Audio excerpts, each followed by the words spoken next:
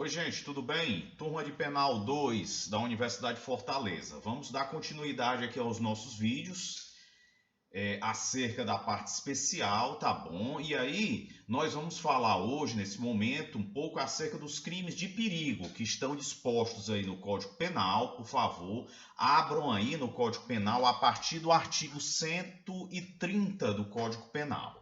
Não é? Então, no último vídeo, nós falamos acerca do crime de lesão corporal. Então, nós vamos dar continuidade aqui e falar dos crimes de perigo, o perigo contágio venéreo, o perigo de contágio de moléstia grave, né, dentre outros. Então, coloque aí a partir do 130 do Código Penal.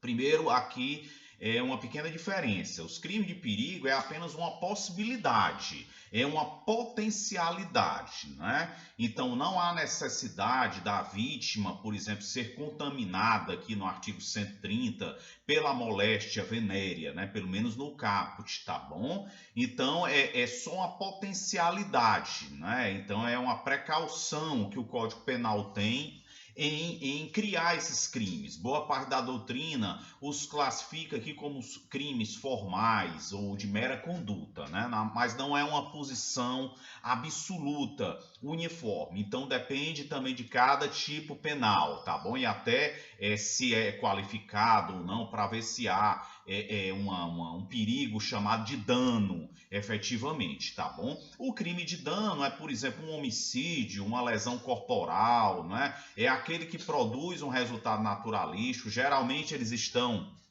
ali ligados aos crimes materiais, né? Então, e que há necessidade de fato de ser feito perícia, na maioria das vezes, nos crimes materiais de dano, o próprio Código de Processo Penal, ele determina que há necessidade de ser feito perícia nesses delitos, tá bom? Então, aqui o crime de perigo é uma possibilidade, é uma potencialidade, né? De ser a vítima contaminada, né? De ser a vítima atingida por esse mal aqui. Então, veja bem, no artigo 130 do Código Penal, ele diz: expor alguém por meio de relações sexuais ou qualquer ato libidinoso a contágio e moléstia venérea de que sabe ou deve saber estar contaminado. Então, é interessante desse crime aqui, que é um crime aqui que tem um modo de praticar. Geralmente, nós falamos aí dos crimes de lesão corporal, de homicídio, por exemplo, são crimes chamados de forma livre. O que é um crime de forma livre? Ele pode ser cometido por N formas, né? Um homicídio pode ser através de uma facada, de um tiro, né? Aplicando um veneno, mas esse daqui, do 130, boa parte da doutrina o classifica como de forma vinculada, ou seja, precisa ser através das relações sexuais ou qualquer ato libidinoso. Então é um crime de forma vinculada para a maioria da doutrina e jurisprudência, né? E aí necessita o que? O contágio de moléstia venérea. Esse contágio de moléstia venérea, a maioria da doutrina entende que aqui está sendo utilizada a norma penal em branco, né? Então, o que seria uma moléstia venérea, por exemplo, que é determinado pelo Ministério da Saúde, não é? Um sífilis, por exemplo, seria uma moléstia venérea. Então, ele só pode ser transmitido através da relação sexual, né? O sífilis não é cometido através de um beijo, de outro contato, né?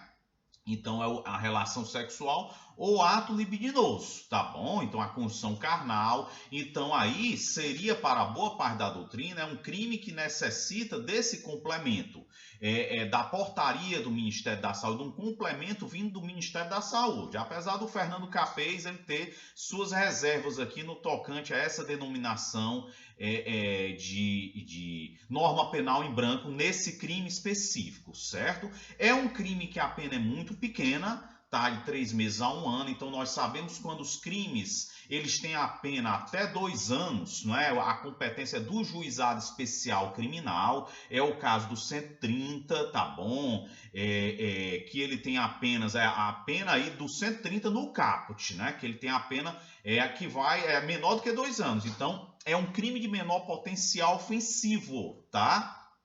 E aí, nesse delito do 130, gente, também está falando aqui que ele é de ação penal pública condicionada à representação. Então, o parágrafo 2º, ele deixa claro isso, que há necessidade da representação. Então, a vítima tem que representar num prazo de 6 meses, sob pena de haver a chamada decadência, não é? Então, se ela não representar num prazo de 6 meses, vai haver a decadência. Já no 131, não, o 131 ele é de ação penal pública incondicionada.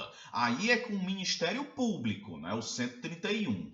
Tá? O 130, boa parte da doutrina classifica como sendo um crime próprio no tocante ao sujeito ativo, porque ele sabe que está contaminado ou deve saber, tá?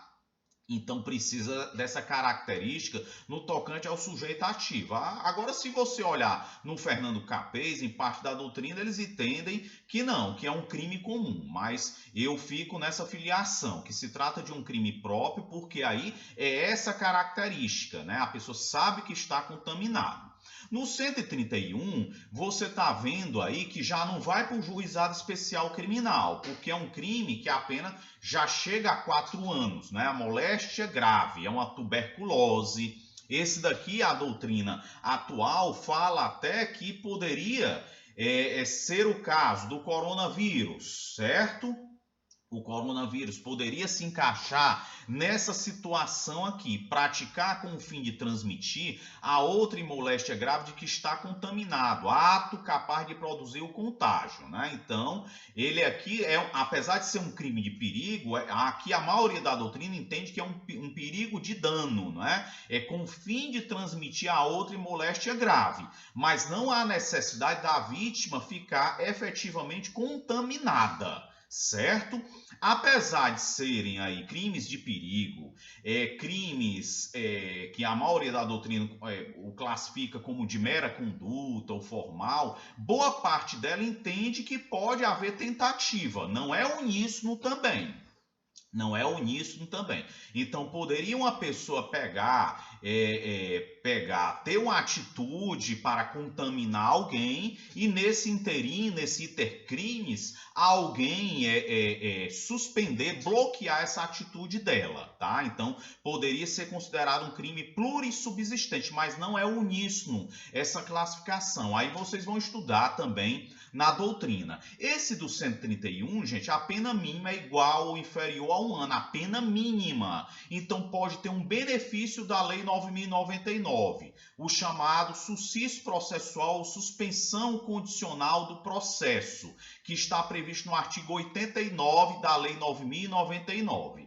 O 130, por sua vez, é um crime de menor potencial ofensivo. O 131, não. Ele é um crime que é apurado mediante o rito sumário, não é? Então ele vai para a justiça comum e pode ter um benefício, que é a suspensão condicional do processo, tá? No 132, novamente, nós temos um crime que é de menor potencial ofensivo. Muitas vezes é um crime subsidiário, né? Expor a vida ou a saúde de outro é a perigo direto e iminente, certo? É claro que se o sujeito tenta matar alguém, tá bom? É claro que você poderia achar que iria incidir também esse delito aqui. Mas se é tentativa de homicídio, a tentativa de homicídio, ela, se houve realmente, a vítima ficou machucada, a tentativa de homicídio vai absolver a lesão corporal e vai absolver esse delito aqui, o 132, né? Então é um crime menor, então é absolvido. Tome cuidado para não haver bis e idem, né?